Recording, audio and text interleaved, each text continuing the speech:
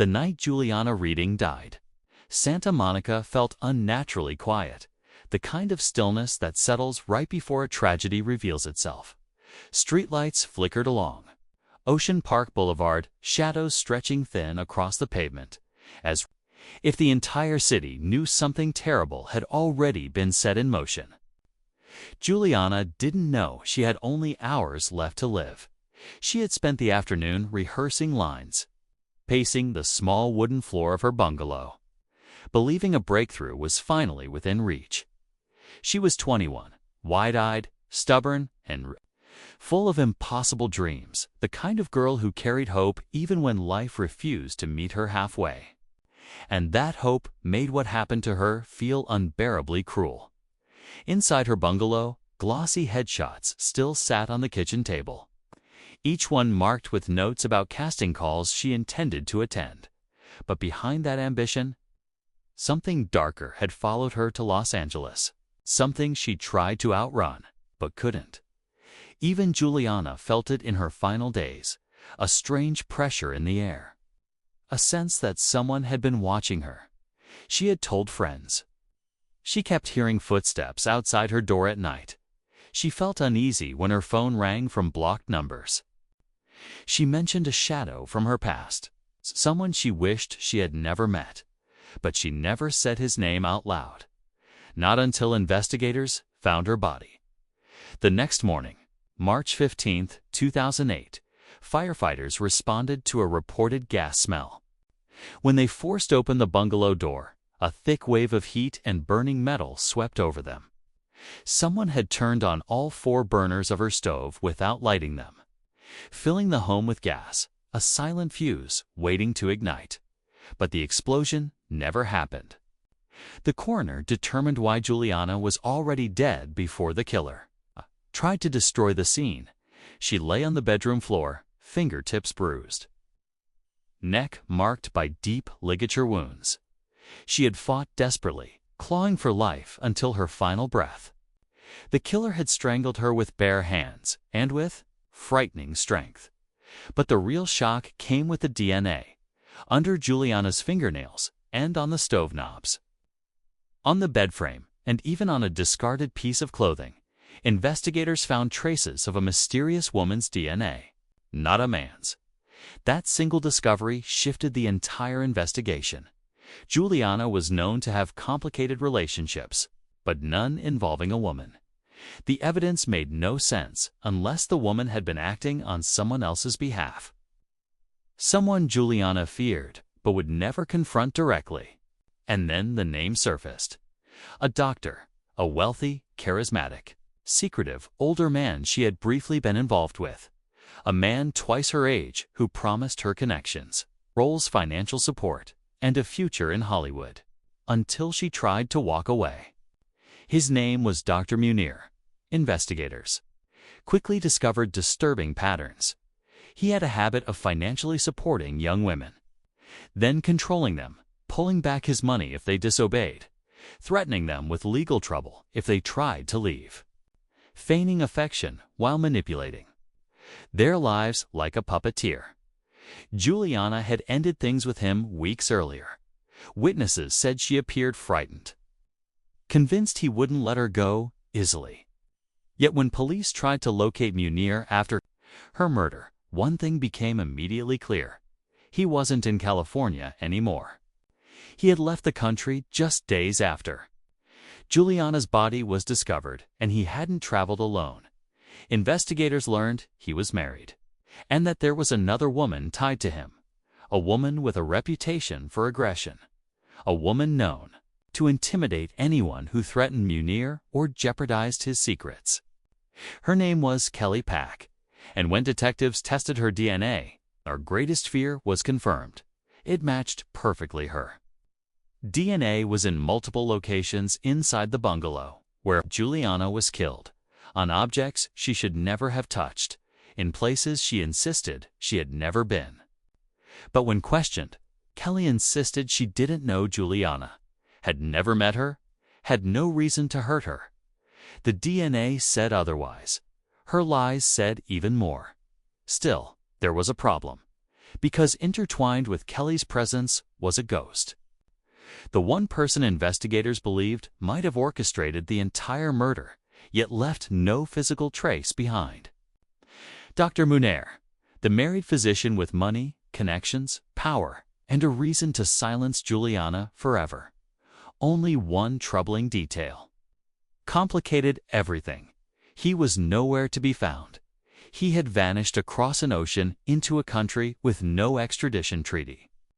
And without him, prosecutors couldn't build the one thing they desperately needed: a clear motive, a direct link, a mastermind. So the only person left to face trial for Juliana's murder was the woman whose DNA surrounded her final moments: Kelly Pack. The courtroom became a battleground. Prosecutors painted a picture of jealousy, financial dependency, and a violent plan. Kelly allegedly confronted Juliana at the bungalow. An argument turned deadly. A staged gas explosion attempted to hide the evidence, but failed. The DNA was overwhelming, yet Kelly's defense dismantled everything. Piece by piece, they argued contamination. They questioned police procedure. They exploited every missing document, every missing witness, every absence caused by one man, a missing doctor living comfortably overseas, beyond the reach of American law. Jurors hesitated. Doubt grew. And to the horror of Juliana's family, Kelly Pack walked out of the courthouse, not guilty, Juliana's case officially stalled. The prime suspect remained untouchable, and the single person with all the answers was thousands of miles away, shielded by foreign borders and unimaginable wealth. But years later, long after the trial, one final piece of evidence surfaced. A detail buried in the original crime scene photos that no one noticed in time. A detail that would have changed the entire case. A detail investigators missed until now. The truth had been in the bungalow the whole time, and it was about to pull the entire case back into the light. It was a smudge, a faint, crescent-shaped stain on the inside edge of Juliana's bedroom door. Not fingerprints, not blood, something else. Something that looked like the outline of a latex glove pressed against wood at the time. Crime techs assumed it belonged to first responders. But years later, during a digital review of archived photographs, forensic analysts noticed something chilling. The glove print was on the inside of the door, in a spot no firefighter had reason to touch. The killer had been hiding in the room, waiting, listening, breathing inches from where Juliana would be, tacked, and whoever it was wore gloves, which meant the presence of Kelly's bare DNA all over the room from the stove knobs to the bed frame didn't match the killer's behavior. If Kelly had been the murderer, why wasn't she wearing gloves? Why leave her DNA somewhere that incriminating, yet still attempt a staged gas explosion afterward? Nothing aligned unless she wasn't the killer at all. Unless she was the cleanup. Investigators reopened the digital files, studying footprints, body positioning, and the stove's gas flow. What emerged was a timeline so calculated it made their skin crawl. The strangulation marks were deep, uniform, and precise, suggesting a larger, stronger attacker. A man, not a woman. The stove was turned on after death, someone trying to burn away evidence. Again, likely a man who wanted destruction, not concealment, but Kelly's DNA. It was smeared across the knobs, the bed, and the hallway wall. In streaks. The kind left behind by someone wiping things down. Someone dragged into a crime. They didn't commit, but forced to clean it. And only one person in Juliana's life had the power, the leverage, and the manipulative cruelty to force a woman to cover up his crime. Dr. Munir, the missing doctor, the secret lover, the married man with a history of controlling women like property. Suddenly, the entire case flipped. Kelly wasn't the murderer. She was the accomplice, the one who arrived after the killing, perhaps ordered, threatened, or paid to erase evidence only to contaminate everything instead. Her DNA shouldn't have freed her. It should have condemned him. But he was already gone. Detectives now saw a pattern woven across years. Multiple women supported by Munir. Large, unexplained money transfers. Sudden disappearances from his life. Threats whispered behind closed doors. A mistress who feared him enough to obey even his darkest demands. Juliana wasn't just a random victim. She was the latest in a long history of young women who fell into his orbit, then tried to break free. In the weeks before her death, Juliana had stopped accepting his money, blocked his numbers, started confiding in friends that he made her feel unsafe. She even told a coworker, "If something happens to me, it won't be an accident." At the time, they brushed it off as fear. Now, it read like a prophecy. Investigators dug deeper into Munir's departure. He left the country 2 days after Juliana's murder, booked a last-minute flight, moved money. Between accounts, Doc closed his rental home and storage unit, and he didn't return for even a single court date. He never once publicly mourned Juliana, never cooperated with detectives, never offered an alibi. Instead, he hid behind a foreign passport and a country with no extradition treaty, a place where American subpoenas died on arrival. He built himself a quiet fortress overseas, untouched, unchallenged, unreachable. But loose ends always catch up. Back in Santa Monica, the revisiting detective, Mara Halloran, made a discovery that shifted the case into dangerous new territory. Kelly Pack had been receiving monthly wire transfers from Munir years after the murder trial. Payments disguised as loan repayments but perfectly timed with every court hearing. She refused to attend. Hush money and the latest transfer. It came the same week investigators rediscovered the glove print. Someone overseas was worried the past had come back alive. Someone who thought the case was buried, only to feel the ground shift beneath him. Detective Halloran requested court permission to contact the doctor through international channels. She wrote a letter, sharp, concise, impossible to ignore. It wasn't a request for cooperation, it was a warning. Evidence had resurfaced. The timeline had changed. Kelly was no longer the primary suspect, and if Munir didn't respond voluntarily, the new findings would go public. International press, cold case podcasts, televised specials, the works. Even a man overseas couldn't outrun worldwide. Attention, Munir never replied. But someone else did. Kelly Pack. Her message arrived through her attorney, and it was only 3 words long. Asterisk, asterisk, I want protection. Asterisk, asterisk, it was the first crack in the wall of silence. The first hint that fear had kept her quiet for years, and the first confirmation that she knew far more than she ever admitted in court. Detective Halloran arranged a discreet meeting. Kelly arrived, looking older, thinner, and exhausted, as if years of guilt had hollowed her from the inside out.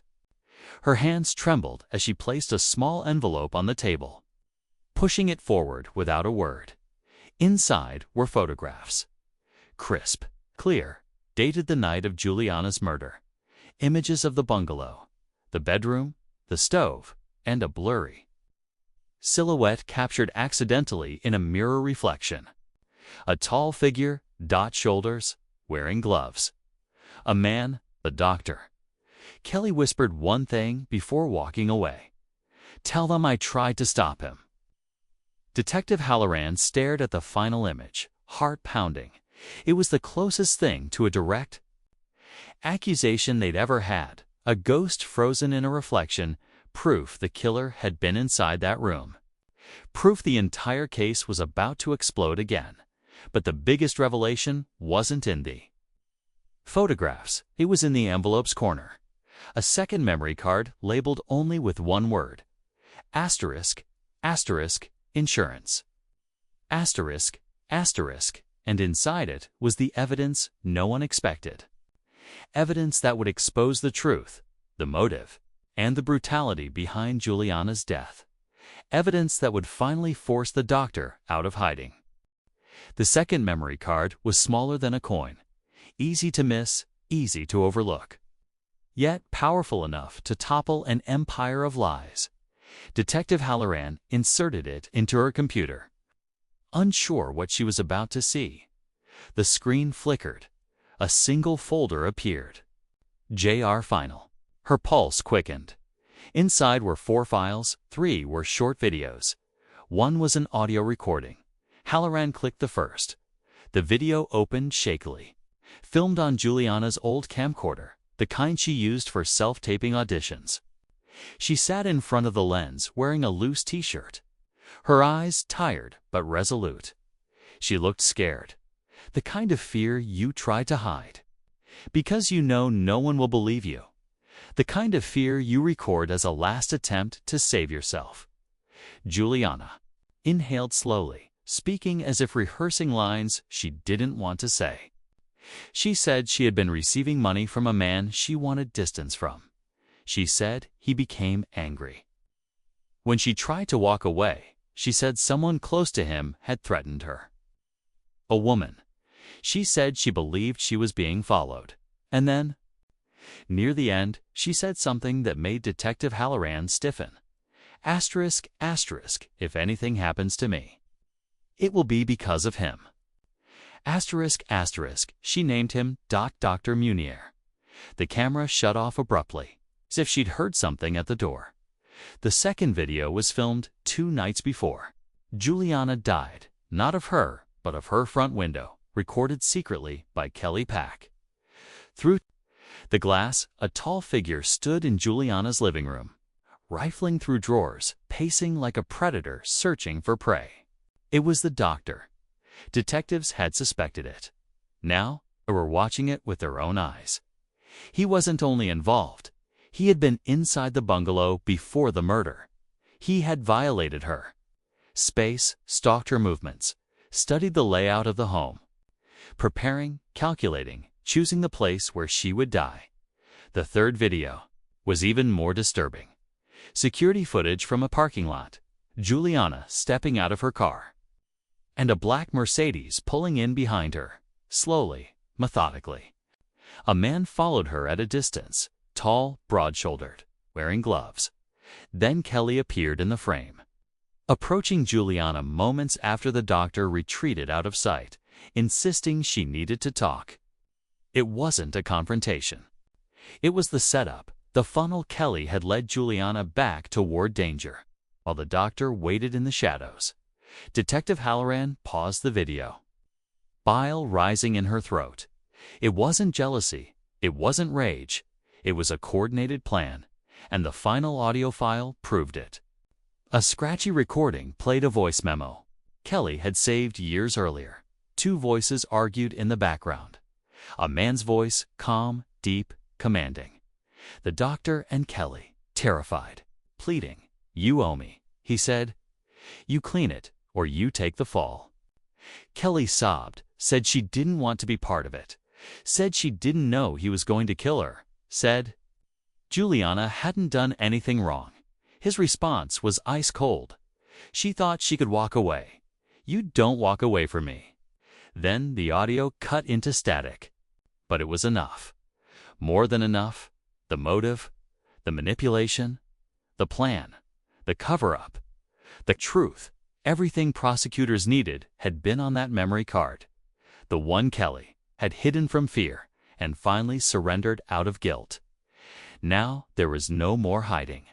Not for anyone.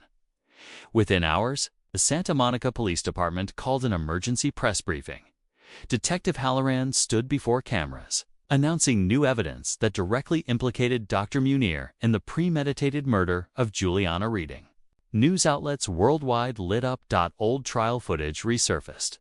Kelly's acquittal was re-examined, and the doctor's face, smug, confident, untouchable, appeared on every major screen from Los Angeles to London. International agencies were contacted. Diplomatic requests submitted. Travel alerts issued. The pressure tightened like a noose, and thousands of miles away. in a gated villa he believed would protect him forever. The doctor finally made his first mistake. He ran. Ran from police, ran from headlines, ran from the truth Juliana left behind. But he didn't run far enough. Local authorities tracked him to a private clinic he used as a personal hideout when they raided it. He attempted to escape through a service exit. He didn't make it. They cornered him in a narrow corridor, trembling, furious, a man stripped of the illusion of power he had always wielded. He asked for a lawyer. He asked for privacy. He asked to negotiate, but the world had already seen everything. The mask was gone. The monster was exposed, and Juliana finally had her voice restored. Weeks later, the Santa Monica courthouse was packed. As prosecutors presented the videos and audio before a grand jury, Kelly testified under immunity, eyes downcast, admitting her involvement in the cleanup and her terror of the man who forced her into it. The jury returned its decision in less than 3 hours. An indictment for first-degree murder, conspiracy, witness, intimidation, attempted destruction of evidence, flight to evade prosecution. Dr. Munir was no longer a ghost. He was a criminal, a murderer, and he would be returning to the United States in chains. Months passed in the courtroom where Kelly had once walked free. The doctor now sat shackled, the evidence playing on a screen inches from his face. The videos, the recordings, the glove print, the money transfers, the timeline, and at the center of it all, Juliana's recording. Her final testimony filmed on a cheap camcorder, telling the world who to look at if she died. The jury didn't take long. Guilty on all counts, life without parole. A quiet gasp filled the room, and exhale. Held back for 17 years. Justice didn't bring Juliana back, but it honored her. It acknowledged her fear, her courage, her truth, and it ended with one final, cinematic moment. As the judge delivered the sentence, the sunlight cut across the courtroom floor, illuminating Juliana's photograph displayed beside her family. Her smile froze in time, her dreams unfinished, but her story is no longer silenced. For the first time since 2008, Santa Monica felt still again. Not because something terrible had happened, but because the truth had finally risen to the surface. Asterisk, asterisk. And the man who thought he could erase her was erased instead. Asterisk, asterisk.